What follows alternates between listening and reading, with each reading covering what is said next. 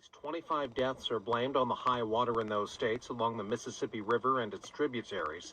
Illinois Governor Bruce Rauner has gotten a close-up look at some of the damaged homes and businesses. This time of year, it's not normal to have floods, and the water behaves differently. The ground's harder, it's a little firmer, and we've had so much rain all this year that the water, once it moves somewhere, it moves fast. Authorities say nearly all of those killed by the flooding in Missouri and Illinois were the result of people driving onto flooded roads. President Obama is preparing to take executive actions to tighten the nation's gun laws. He's meeting today with Attorney General Loretta Lynch and FBI Director James Comey. Sweden is setting up border checks with Denmark to stem the flow of migrants and refugees moving north. Terry Schultz says these are the first such checks there in 60 years. The Swedish government says it's instituting the border checks because it can no longer handle the huge influx of asylum seekers after receiving 150,000 last year as one of the main destinations for new arrivals.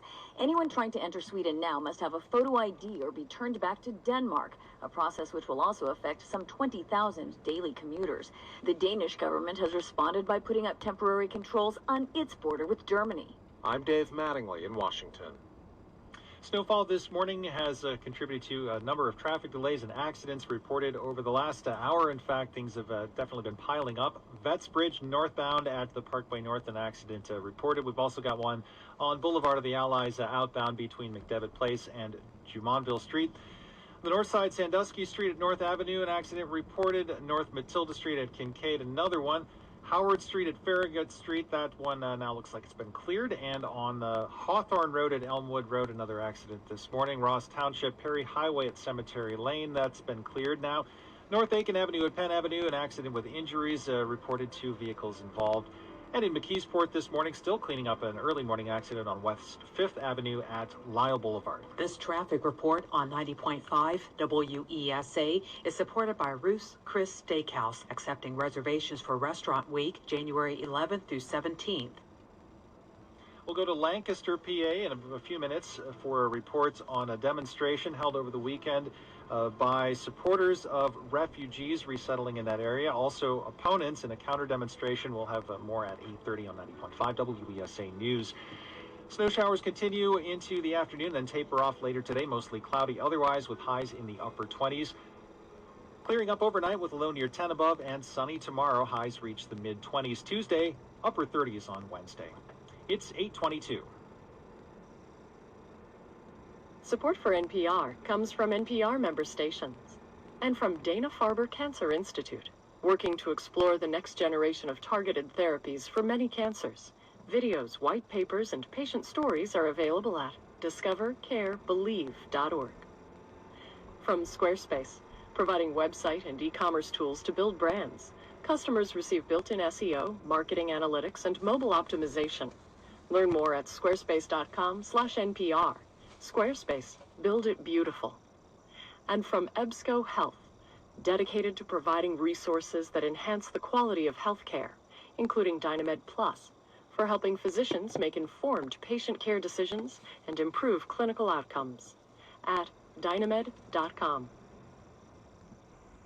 This is Morning Edition from NPR News. Good morning, I'm David Green. And I'm Renee Montaigne.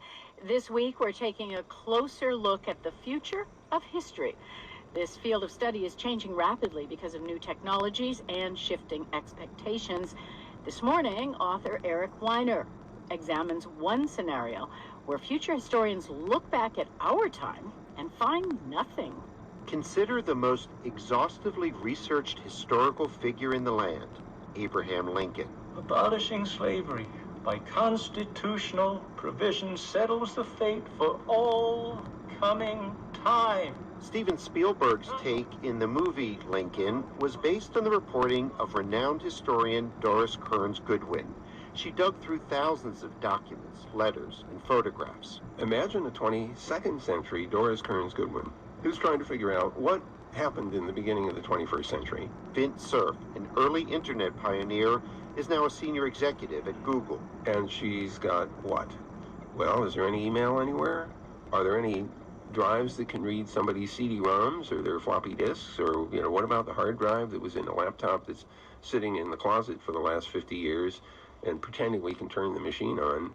Does anything actually work? We may be drowning in data today, says Cerf, but future historians might look back at our time and find a gaping hole, a digital dark ages. I literally mean a dark age. The information is gone, it's inaccessible, it's uninterpretable. In other words, the future might sound something like this. What? We gardena in yardagum. That is English, Old English, a reading from the epic poem Beowulf. We know what these strange words mean because, thankfully, a handful of scholars can still read Old English. It is like a lost language, but it's on a kind of a different scale. Clifford Lynch is director of the Coalition for Networked Information. Digital preservation is more complex than the Beowulf problem because it requires more than simple translation. News sites, for instance, are now customized. One person's experience reading, say, the New York Times website is not the same as another person's. How do you preserve that? Or video games, or other remnants of our digital lives? It's an extremely difficult problem to solve, but that hasn't stopped some from trying. This was very cool vision. Mahadov Satyanarayan, a computer scientist at Carnegie Mellon University, runs the very cool Olive project. It all began when Satyanarayan was experimenting with a new computing technique called Internet Suspend Resume. Then he had an idea. You know, Internet Suspend Resume is about traveling across space seamlessly. Could you travel across time seamlessly? Could I suspend in 1993 and resume in 2015? Are you talking about, in a way, a sort of time travel? Yeah. And so one way to think about Olive is one-click time travel. Using this time travel technique, he's managed to recover long-lost video games and other digital artifacts. Other archivists, though, say the biggest hurdle to long-term preservation is not technical. It's not technical, no. It's institutional, I would say. That's Brewster Kahle, founder of the Internet Archive, the most ambitious project of its kind. Kahle is aiming to build a modern digital version of the Great Library of Alexandria. Working out of a converted church in San Francisco's Mission District, Kahle and his team take snapshots of nearly every page on the World Wide Web every 2 months. They can't capture everything. Paywalls and other institutional roadblocks get in the way, but so far they've amassed more than 400 billion web pages, 2 million videos, and, among other things, 9,000 recordings of Grateful Dead concerts. Kahle makes all of this available online for free on what he calls the Wayback Machine. The Wayback Machine, my incomparable invention for traveling through time, has been set for the year 1513. At first, says Kahle, the Wayback Machine was a tough sell. When we started the project, people just thought we were crazy, or that you couldn't do it, that it's impossible to do, or why bother. And I think that has generally evened out because it's used by so many people now. It's a marvel. David Kirsch is a historian and professor of business at the University of Maryland. I thought he was crazy when he started it. I thought, what a silly thing. And since then, I have used it hundreds and hundreds of times as a scholar to try and recover the past. Not just any past. What goes up? Try to get it. Try to get it. Try to get the burger. Must come down. Kirsch's particular interest, his obsession, is the dot-com bubble of the early 2000s. Pets.com, because pets can't drive. The fact that he's managed to save so much from these forgotten go-go years helps explain why he takes a more sanguine view about the future of history. The fear of the digital dark ages is a little misplaced, because I think the things that we do save, we're going to get really close to. Whatever ones and zeros do survive, we're going to have very intimate knowledge. But again, for certain questions. And that, historians say, is the key to fending off a digital dark ages. Not saving everything, we've never done that, but preserving a wide spectrum of contemporary life, even the silly bits. Take the ubiquitous cat video. We might consider them trivial, but archivist Deanna Markham says historians have always strived to save slices of our quotidian lives. If you want to know what a chapbook looked like, you can find one in a library. If you want to know what an old comic book looked like, you can find one. So we should save some cat we videos. We should save some cat videos. That's part of our culture, but we shouldn't save a million cat videos. Preservation, she says, shouldn't be left to chance. And that is what's largely happening now. Some things are saved, others lost. Data from some of the Apollo moon missions, websites from the 2000 Sydney Olympics, and much more. Oh, the story of life is just lost. Again, Brewster Kahle, founder of the Internet Archive. I've learned to not cry over having things disappear and more rejoice on the things that are being kept care of. For NPR News, I'm Eric Weiner.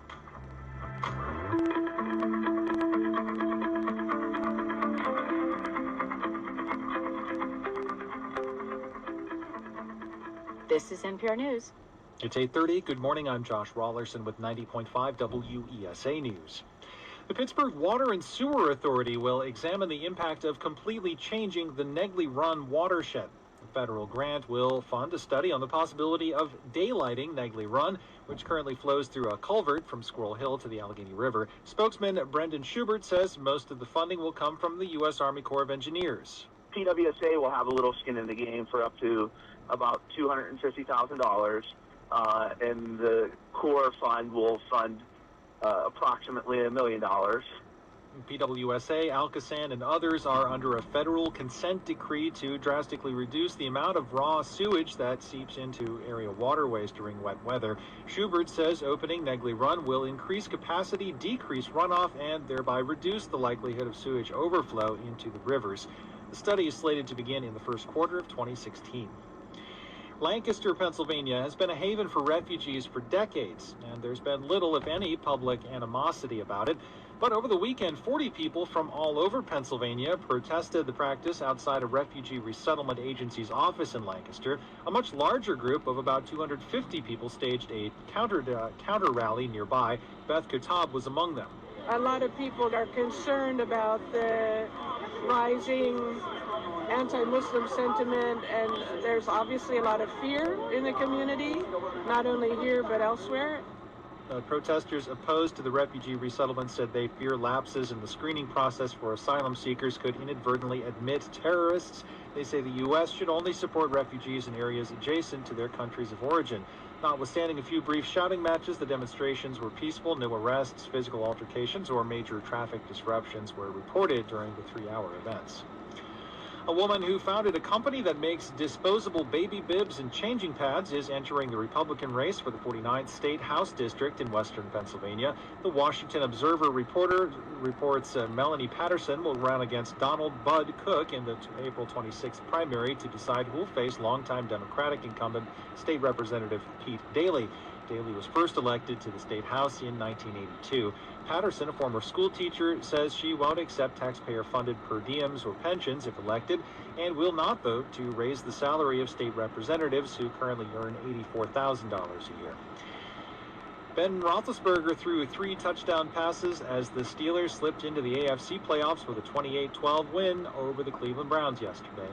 Snow showers across the region this morning will be tapering off as we get into the afternoon. Mostly cloudy skies later today with a high in the upper 20s. Tomorrow, temperatures about the same, sunshine and a high of 26. It will remain mostly sunny on Wednesday as we reach a high in the upper 30s. Currently 25 in Pittsburgh, 24 in Johnstown, 20 in Somerset. It's 8:33. Support for NPR comes from NPR member stations and from the Kauffman Foundation, dedicated to helping individuals attain economic independence by advancing educational achievement and entrepreneurial success. More information is available at kaufman.org/NPR. From Heather Sturt-Haga and Paul G. Haga, supporting Salzburg Global Seminar, which works to challenge current and future leaders to solve issues of global concern. Learn more at salzburgglobal.org. And from the listeners who support this NPR station. It's Morning Edition from NPR News. I'm Renee Montaigne. And I'm David Green. This new year had begun with some hope for calm in the relationship between India and Pakistan. India's Prime Minister Narendra Modi just made a high-profile visit to Pakistan, bringing along a new peace initiative. But now you have to wonder if this is all in jeopardy. That's because heavily armed gunmen believed to be from Pakistan have carried out an audacious assault on an Indian airbase. There have been prolonged gun battles over 2 days. 4 attackers and 7 Indian security personnel have been killed. And we should say this is not over. There is still an operation underway trying to flush out the remaining gunmen at this military base. Let's turn to NPR's Julie McCarthy, who joins us from New Delhi. Julie, good morning. Good morning. Happy New Year. Well, Happy New Year to you, too. Can you tell us what's happening here? I mean, we're day 3 now of this operation to clear this Indian Air Force base. I mean, I'm wondering who these suspected militants are and how they got onto a military base, which, you know, you could imagine is pretty heavily fortified. Exactly. That's what investigators want to know, too. India's security officials say that the gunmen were disguised in Indian Army uniforms when they stole onto the Pathankot Air Base. Indian authorities suspect the gunmen are Islamist militants from the Pakistani-based outfit Jaish-e-Mohammed, who were also blamed for attacking the Indian parliament in 2001. Well, now they've snuck onto one of the most strategically important forward bases in India, where an army division and a fleet of fighter jets are stationed. And so the Indian government is pretty certain that it's this Islamist group from Pakistan, these militants? Well, you know, evidently there are phone intercepts, and Indian officials say that the gunmen made calls on stolen phones that were traced back to Pakistan and handlers. And one man is reported to have called his mother to say he was on a suicide mission. So there was intelligence, and officials say it helped prevent a much worse outcome. But that said, David, 7 Indian security forces, that's the highest toll in years of an incursion of this kind, were killed during this assault that's mired in confusion. On Saturday night, the operation was declared over. But by Sunday, 2 more militants emerged from hiding and another firefight broke out. Well, Julie, that all sounds like a huge embarrassment for the Indian government. Well, yes, there are questions being raised about how this counteroffensive was handled, why it's taken so long to take back control, and why India claimed success so early. And Prime Minister Narendra Modi will have to answer for all of that. And Julie, if you can just set this in the larger context, I mean, you have India, Pakistan, people have heard about the long-running tensions between these two countries, both with nuclear capabilities. I mean, what does this mean that a militant group from Pakistan could come in and lay siege to an Indian airbase? Well, really, I mean, most practically, what it normally means is any kind of end to a dialogue or a peace initiative. And that's exactly what Prime Minister Narendra Modi of India tried to do when he showed up 10 days ago in Pakistan to meet with Nawaz Sharif, the Pakistani leader. It was the first time in over a decade that an Indian leader had traveled to Pakistan, and he won't want that wasted. So what you're hearing here is none of the condemnation of Pakistan that you normally hear. Instead, India is talking about discussing how Pakistan, who has also condemned this attack, can crack down on Jaish-e-Mohammed. And that sort of restraint represents a change. And if it holds, the new year would have begun on a very different, perhaps hopeful note. All right, we've been speaking to NPR's Julie McCarthy in New Delhi, who's been covering the siege of an Indian airbase that's still ongoing. Julie, thanks a lot. Thank you. And let's turn now to another developing story, this one in Oregon, where armed protesters are occupying the headquarters of a national wildlife refuge. The self-described militiamen accuse the federal government of overreaching its authority and say they're planning to stay in the refuge for weeks, months, maybe years. As federal and local law enforcement plan their response, the protesters insist they are peaceful. Oregon Public Broadcasting's Amanda Peacher has more. Protesters emerged from brick buildings at the refuge headquarters for a Sunday press briefing. This self-styled militiaman identified himself as Fluffy Unicorn. Head count, anything of that nature, none of that will be addressed for operational security. Although the protesters won't reveal their numbers, fewer than 20 militiamen were visible Sunday. The protesters originally arrived in Burns, Oregon to defend local ranchers Dwight and Stephen Hammond. Their prison sentences start today for arson on federal rangelands. But the Hammonds said they didn't want the militia's defense and intend to report as required. So the protesters turned their focus to this remote Malheur Wildlife Refuge, 30 miles away. This refuge, from its very inception, has been a tool of tyranny. That's Ammon Bundy, the leader of this occupation. He believes the government violated the Constitution in its purchase of the refuge land back in 1908. Bundy says their mission is to put the federal lands under local control, but it's unclear by what means. We do have a plan That plan is going to take several months at the shortest to accomplish. Ammon Bundy is the son of Cliven Bundy. He made headlines in 2014 after he refused to pay the Bureau of Land Management cattle grazing fees. That resulted in a standoff with the agency. Armed, self-described patriots flocked to southern Nevada to defend Bundy. But we are asking people to come. Ammon Bundy is calling on protesters to gather again in Oregon. We need to be united and we need to have a strong defense. That's the way we can make sure that there is no lives that are lost here. Bundy insists that the protesters are not looking for violence. Let's actually walk this way. To prove that, protester Lavoy Finicum shows reporters around the occupied complex. The Arizona rancher wears a wide cowboy hat. We're being respectful. We're not vandalizing. We're not tearing up. The complex is nestled among sagebrush and blanketed by snow. It includes about 15 small buildings that look out over the 190,000-acre refuge in Oregon's high desert. It's unclear how many of the buildings protesters have broken into. Ammon Bundy says he hasn't heard from law enforcement since the occupation began.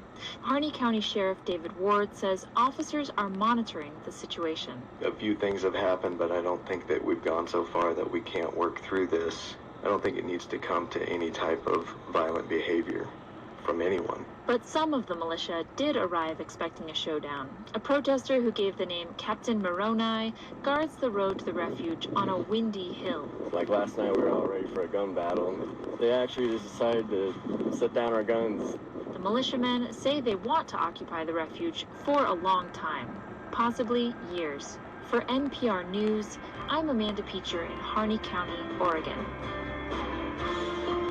And this is Morning Edition from NPR News. And this is 90.5 WESA. We're Pittsburgh's NPR news station, bringing you Morning Edition each weekday starting at 5. Good morning, I'm Josh Rawlerson. NPR News headlines coming your way in just a moment. We'll get you caught up on world and national news from NPR, and then we'll follow up with an update on business and financial news from the Marketplace Morning Report. On this first day of trading in 2016, a look at why China's stock market fell sharply. That's ahead at 8:51 on the Marketplace Morning Report. Later at 9, join us for BBC NewsHour and the Diane Rehm Show coming up at 10 o'clock. You can find our program schedule and our live program streams all at WESA.fm. Snow continues to fall across much of southwestern Pennsylvania. We'll have a look at the weather forecast for the rest of today and the early part of this week, coming up in about 3 minutes after news from NPR. Currently 25 on the south side of Pittsburgh. Time is 8:42.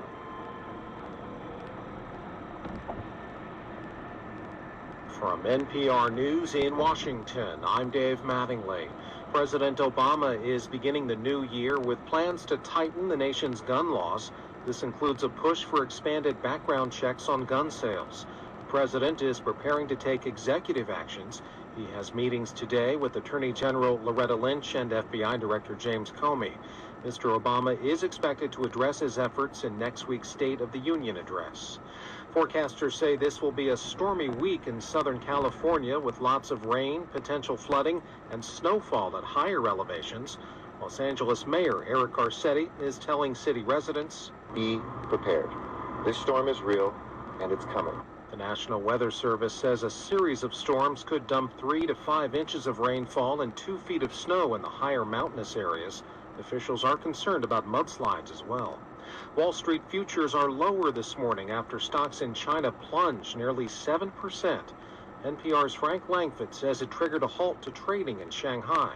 This was not the way certainly Communist Party leaders wanted to kick off this year. They're trying very much to instill confidence in the economy as growth continues to slow in China, and certainly a big stock market plunge on the first day of trading just was not what they wanted. Investors were rattled by new data showing more weakness in China's manufacturing. I'm Dave Mattingly in Washington. We're a big small town, a sports town, an industrial city, and an intellectual burg. Pittsburgh is a community of communities, and Essential Pittsburgh is your source for dialogue on the people and ideas that matter most. I'm Paul Guggenheimer, host of Essential Pittsburgh. Join us weekdays at noon and 8 p.m. on 90.5 WESA, Pittsburgh's NPR news station.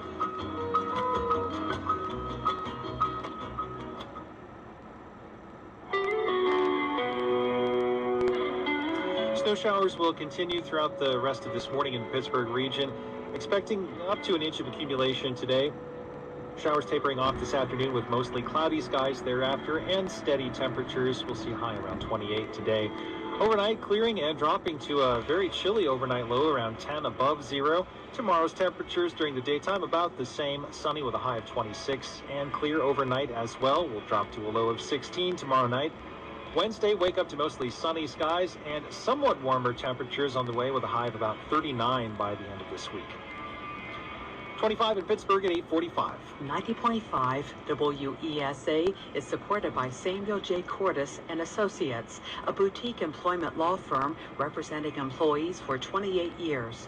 More information is available at 412-281-7991 or cordesemploymentlaw.com. Support for NPR comes from NPR member stations and from the Kresge Foundation, expanding opportunities in America's cities through grant making and social investing. More at kresge.org. From the Robert Wood Johnson Foundation, working with others to build a culture of health, enabling all in America's diverse society to lead healthier lives, now and for generations to come, on the web at rwjf.org. And from the estate of Miles Gatterman, whose bequest is a tribute to NPR's ongoing dedication to music and the arts. It's Morning Edition from NPR News. Good morning. I'm Renee Montaigne. And I'm David Green. It's almost as if you are living on some other planet. That is how Missouri Governor Jay Nixon described the devastation he was looking at over the weekend in the city of Eureka. It is one of the communities along the Mississippi River that were literally underwater after deadly flooding. St. Louis Public Radio's Jason Rosenbaum went to visit as well. I'm standing here at South Central Avenue in Eureka, Missouri. It wasn't that long ago that this commercial thoroughfare was swamped by historic flooding. But as the rain stopped and the rivers receded, the residents of this St. Louis suburb are focused squarely on cleaning up. Over the weekend, President Obama granted Missouri's request for federal emergency relief, and residents around St. Louis spent their time tearing down soggy drywall and banging out ruined floorboards. Scores of volunteers helped spruce up Charles Gillick's real estate office, a gesture that the longtime business owner says speaks volumes about Eureka. We always knew it was great because our children all went to school here, but we had no idea how truly great it was until you have a disaster. At the Eureka Pacific Elks Lodge, volunteers are chomping down on lunch amid their repair work. Lisa Cushing, who serves as the head of the lodge, says the meal is a thank you to people who are willing to help even when flooding was at its worst last week. We weren't sure that it was going to hit as hard as it was, and all of a sudden they're telling them that morning, you guys are going to get hit hard. They had people down there bagging sand and getting people taken care of. People were stepping up to the plate, coming out of the woodwork. Still, it could be weeks or even months until business owners and homeowners are back to square one. At Eureka's Central Baptist Church, Jessica Flannery is picking up donated supplies to help clean up her home in nearby Pacific. She says the past few days have been difficult and her troubles aren't over. We haven't been home in a week, and it's hard because nobody expected this. Nobody really thought that this is how high it was going to get, and they kept changing it, and it was 29 feet, and then 32 feet, and 33 feet, and 35 feet, and we just weren't able to prepare.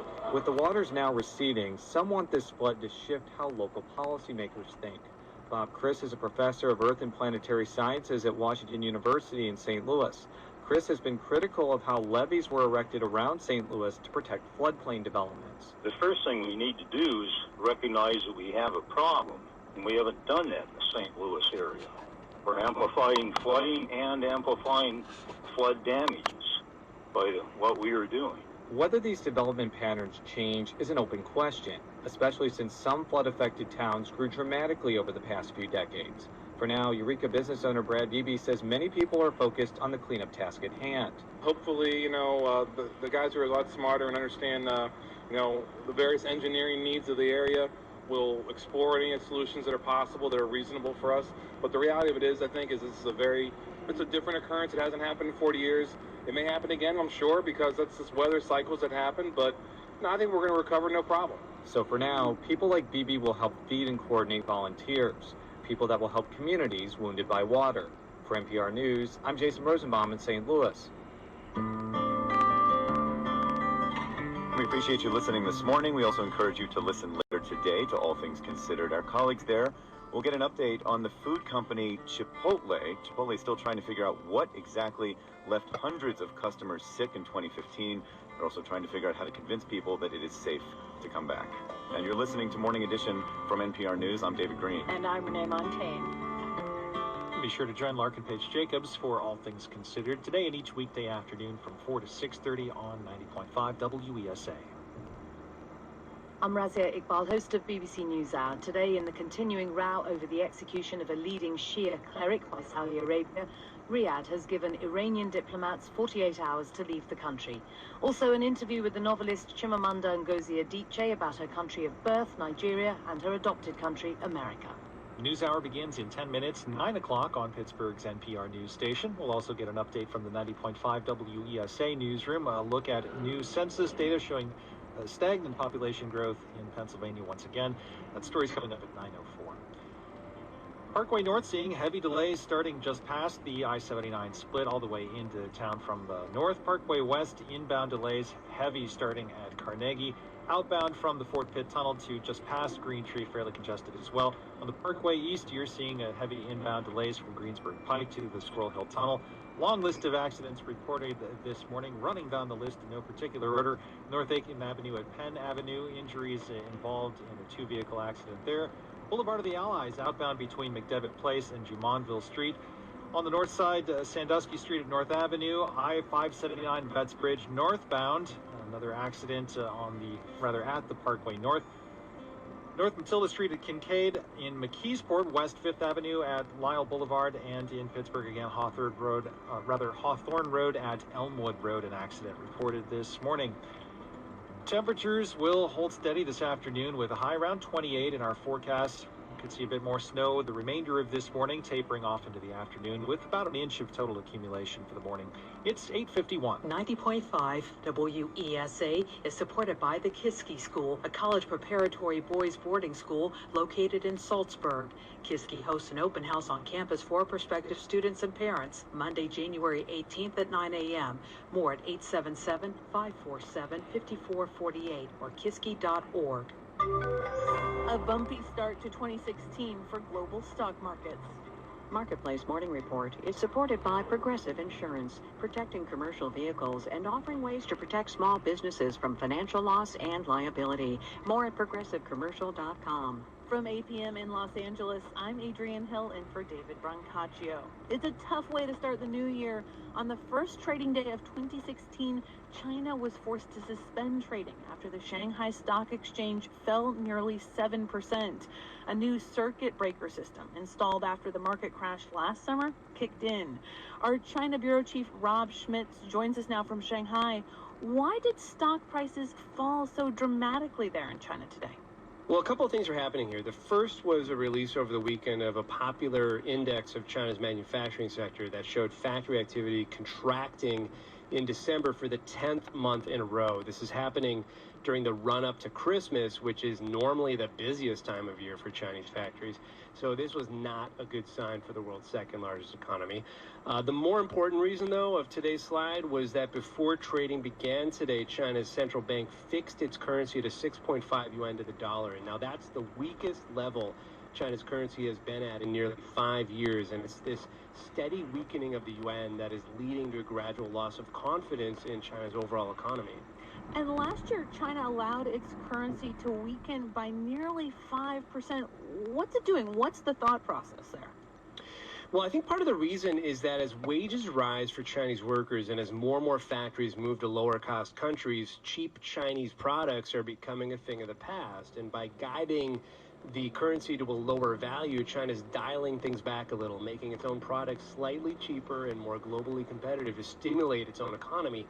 But another more troubling reason is that the People's Bank of China is weakening its own currency out of necessity, because China's economy is simply in rough shape. This past year, we saw record capital outflows from China, around $500 billion leaving the country. Investors are pulling out their money at a rate we've not seen before.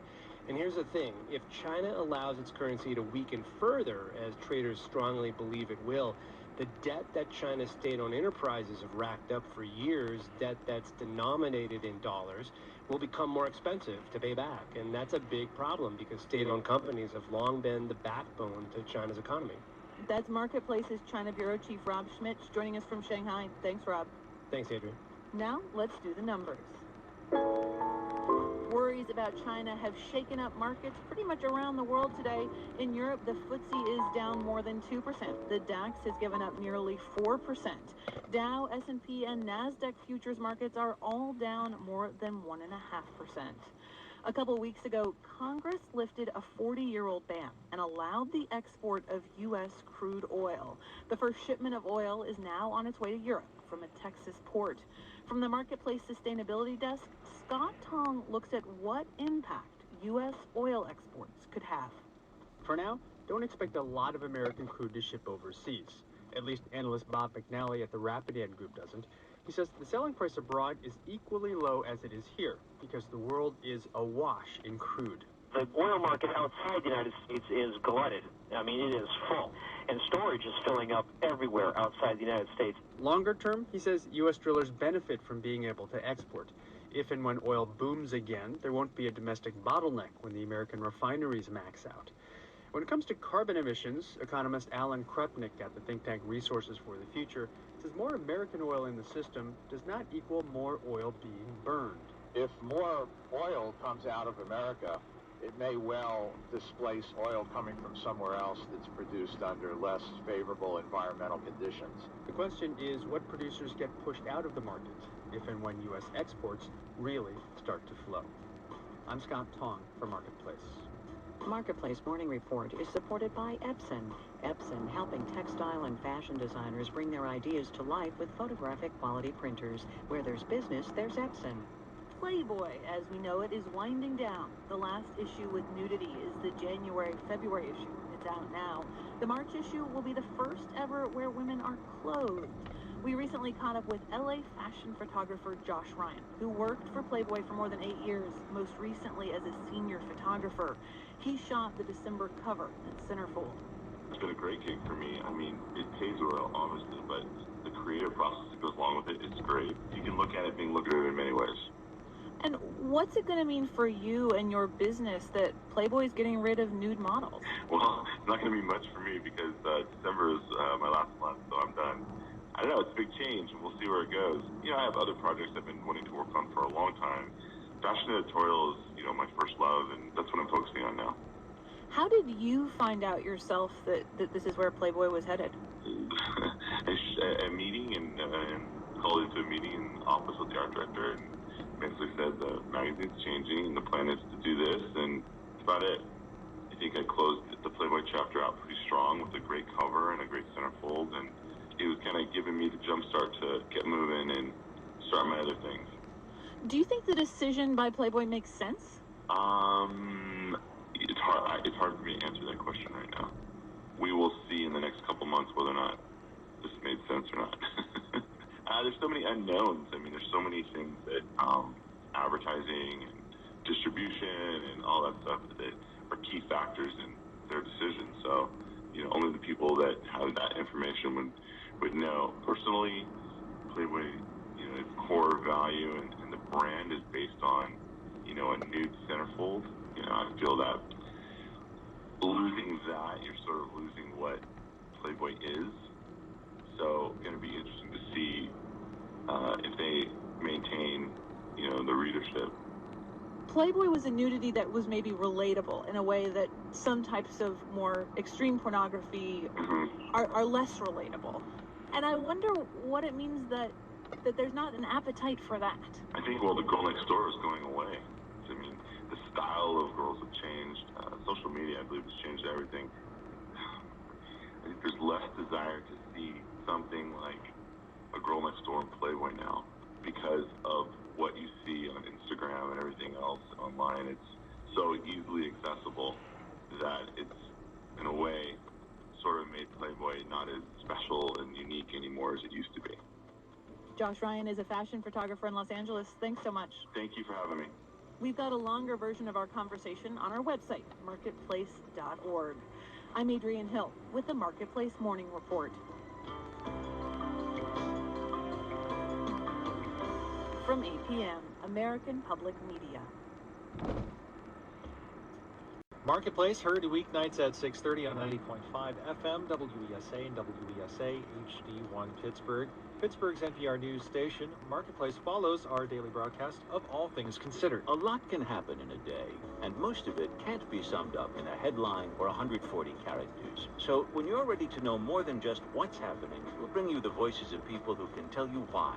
There's more to every story. Listen to All Things Considered this afternoon. This afternoon from 4 to 6:30 on 90.5 WESA. We'll get an update on Pittsburgh and Pennsylvania news from the 90.5 WESA newsroom coming up in about 5 minutes as we head into the 9 o'clock hour with News Hour from the BBC World Service up next. About an inch of total snow accumulation expected in today's forecast. Snow showers tapering off into the afternoon with mostly cloudy skies the rest of the day. Temperatures will stay put in the mid to upper 20s across the region. Tomorrow's temperature is about the same, but sunny skies for Tuesday. It's 9 o'clock. It's 14 hours GMT, 9 a.m. on America's East Coast. Welcome to News Hour from the BBC World Service. I'm Razia Iqbal.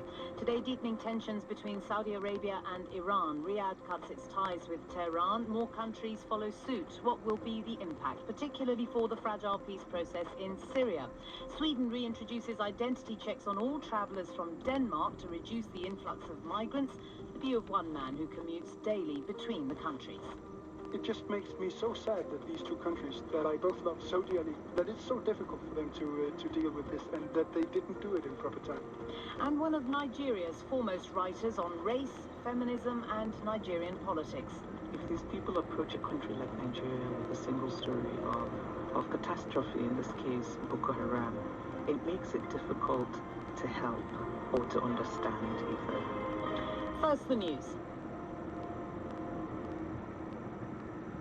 And with the latest BBC News, I'm Kathy Clugston. There's been a deepening of diplomatic tensions in the Middle East following a row over Saudi Arabia's execution of a Shia Muslim cleric. Bahrain, Sudan and the United Arab Emirates have all taken measures to either break or downgrade their relations with Iran. The three Sunni-dominated states were acting in solidarity with the Saudis. These Doucette reports. The fallout from this major rupture continues to spread. The United Arab Emirates is now cutting the number of Iranian diplomats. The Gulf state of Bahrain has ordered all of them to leave. Like Saudi Arabia, it accused Iran of what it called cowardly attacks on the Saudi embassy in Tehran and charged it with dangerous meddling in its own Shia Muslim community, a charge long denied by Iran. Long-standing tensions between the region's main Shia and Sunni powers have reached their lowest point in years after Saudi Arabia executed the leading Shia cleric, Sheikh Nimr al-Nimr. Denmark has stepped up border controls with Germany, hours after its northern neighbour Sweden extended identity checks on all travellers to reduce the influx of migrants. Denmark's centre-right Prime Minister Lars Løkke Rasmussen said his country had to respond to the Swedish measures, which could cause serious disruption to traffic from Denmark. Jenny Hill reports. Denmark is, in effect, caught in the middle. Every day, hundreds of people arrive from Germany and head north to seek asylum in Sweden. But Sweden, which receives more migrants per head of population than anywhere else in Europe, is now refusing entry to anyone without a valid passport. And Denmark, fearing a bottleneck, has reintroduced controls at its border with Germany. The German government has reacted with dismay. A spokesman warned that free movement within Europe's Schengen zone is at risk. But the Danish Prime Minister, Lars Løkke Rasmussen, said EU countries had little choice but to act alone. There have been significant falls on stock markets in Europe and Asia on the year's first day of trading. The falls were driven by a 7% slide in share prices in China, triggering for the first time an automatic shutdown of the exchanges. Andrew Walker has more. China's economic slowdown has once again unsettled investors in international markets. A new survey showed that the country's manufacturing production declined last month. That contributed to a sharp fall in China's own stock markets, which led to trading being suspended. In addition, investors were looking ahead to the expiry at the end of the week of share-selling restrictions in China. They were imposed during the severe volatility that hit the market last summer, and lifting them could lead to many more shares being sold. Tanzania is introducing the teaching of Chinese in several schools as it strengthens ties with China. The government has identified 6 secondary schools to be part of the pilot project. It said it had already recruited 12 Chinese language teachers. World News from the BBC. Good morning, I'm Josh Rawlerson with 90.5 WESA News. New population estimates from the U.S. Census Bureau show Pennsylvania has gained nearly 100,000 residents since 2010. Keystone Crossroads' Irina Zhorov has more. The Commonwealth's growth rate of 0.8% is well below the nation's growth rate of 4.1% and about half of the Northeast region's rate. John Maurer, an analyst with the Pennsylvania State Data Center, says sluggish growth is par for the course in the Keystone State.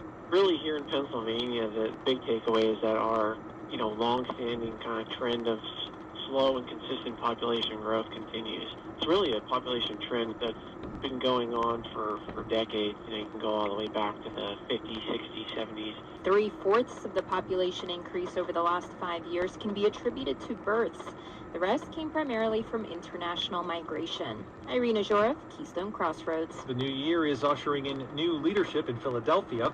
South Philadelphia native Jim Kenney will be inaugurated today as the city's 99th mayor. 57-year-old Kenney succeeds Michael Nutter, who leaves office after 2 terms. Kenney served on city council for more than 2 decades before he was elected in November. Ben Roethlisberger threw for 349 yards and 3 touchdowns as the Steelers slipped into the AFC playoffs with a 28-12 win over the Cleveland Browns last night. We'll see high temperatures about where they are now in the Pittsburgh region this afternoon, a high around 28 degrees with snow showers diminishing as we get into the afternoon hours. Mostly cloudy the rest of today, but overnight it'll be clearing up nicely. Chilly overnight temperatures with a low near 10 above, and then sunshine in the forecast for tomorrow. Look for a high in the mid-20s. Warming up by Wednesday as skies remain mostly sunny. We'll see highs in the upper 30s. A few scattered snow showers still in southwestern Pennsylvania this hour. Again, we'll see those move on by mid-afternoon. Currently 20 in Somerset, 24 in Johnstown, 25 in Pittsburgh at 9:06.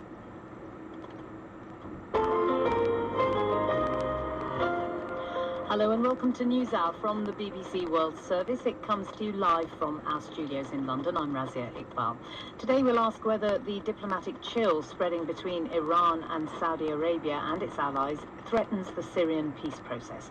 Also, a rare report from Ramadi, where the battle continues between Iraqi forces and the Islamic State militants who captured the city months ago.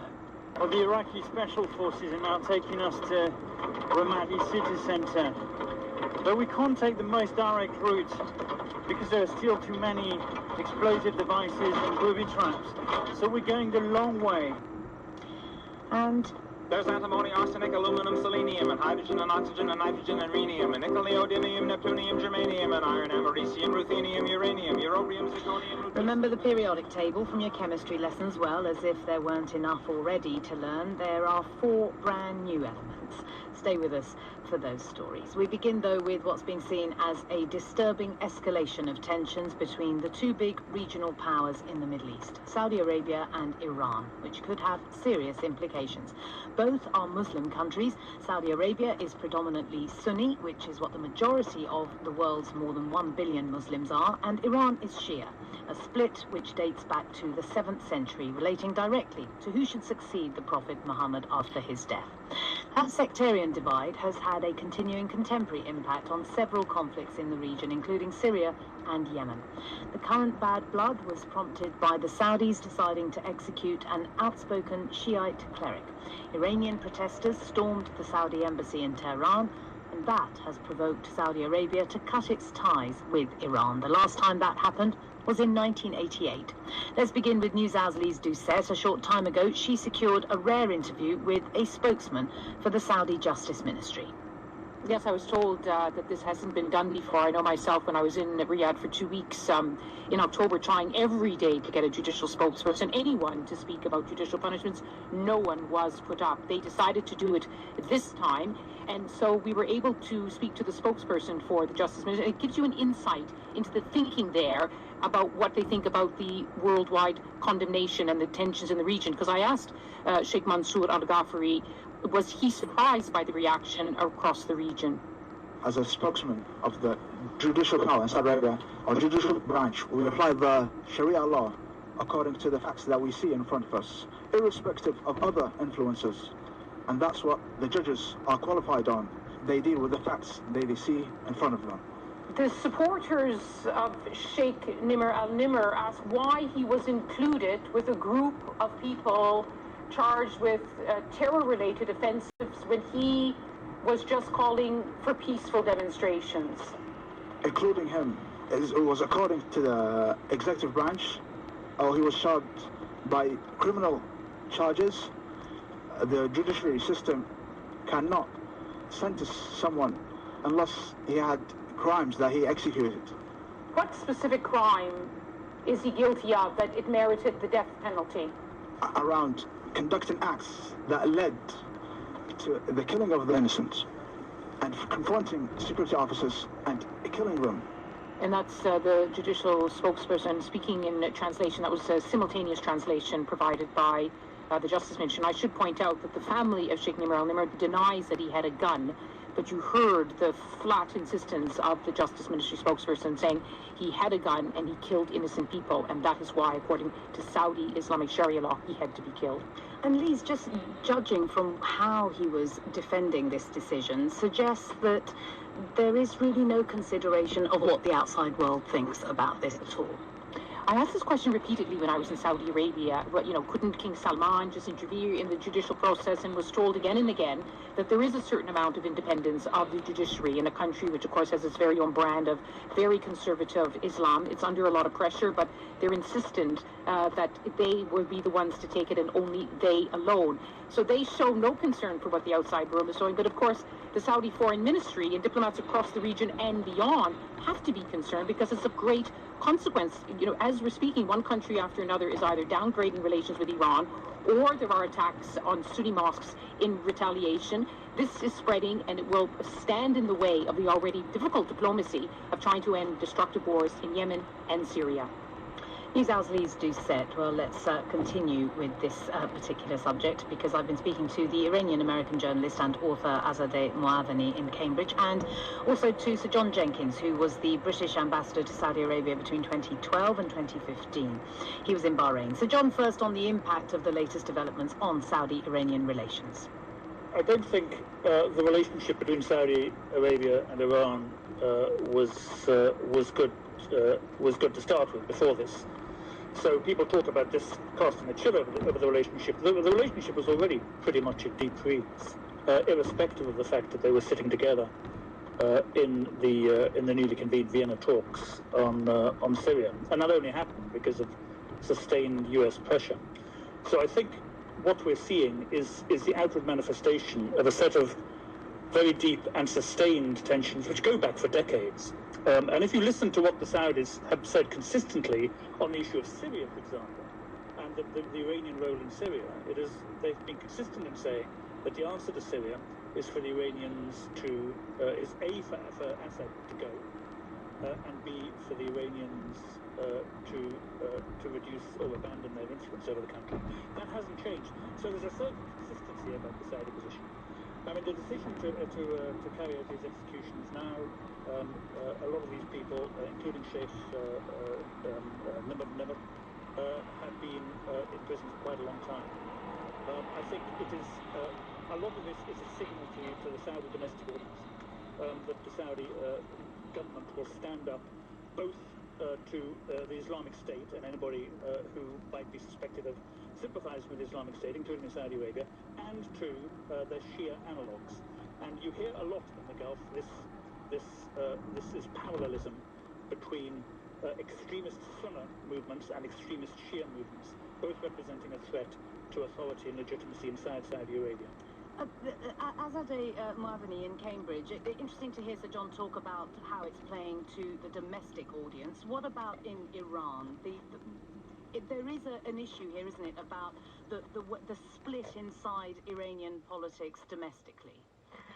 Absolutely, yes. I mean, this what we saw happening in Tehran. You know, the scenes we saw unfolding about the attack on the Saudi embassy. You know, I think this highlights a kind of long-running factionalism within the Iranian political establishment. Clearly, that did come to head around the Iran nuclear deal. You know, there are a significant hardline faction in Iran that does not want rapprochement with the West, that was opposed to the nuclear deal, that was dragged along only because the supreme leader supported it, and is very interested in continued collaboration in the region, stoking those tensions, sectarian within Iraq, certainly in Syria.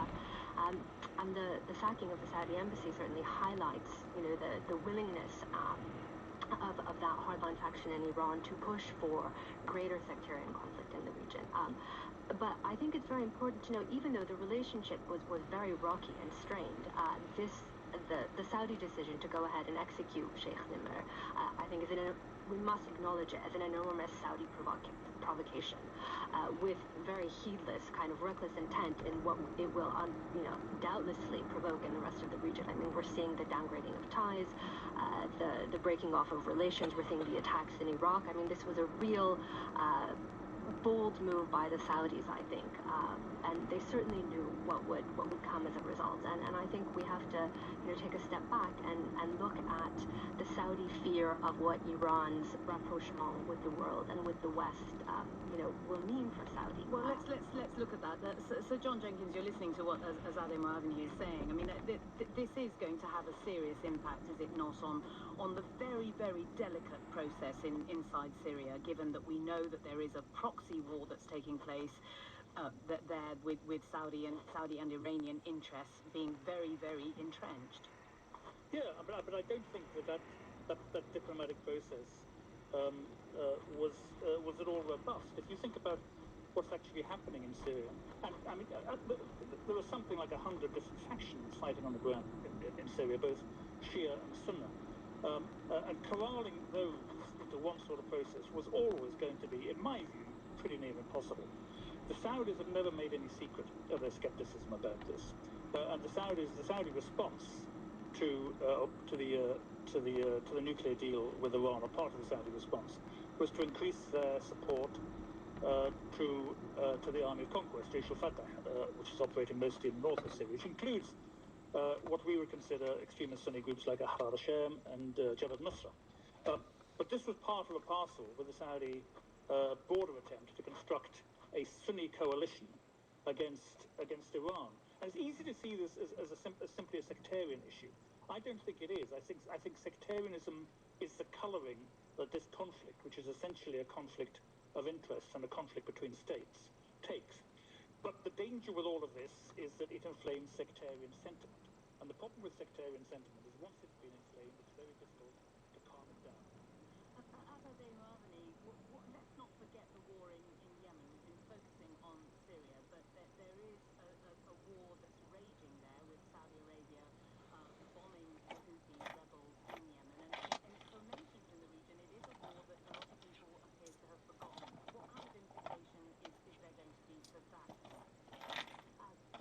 In Yemen, I mean, sadly, this very limited ceasefire that had been arranged, I think, is 2.5 weeks in. It didn't really appear to have ever taken hold. Well, clearly now has collapsed.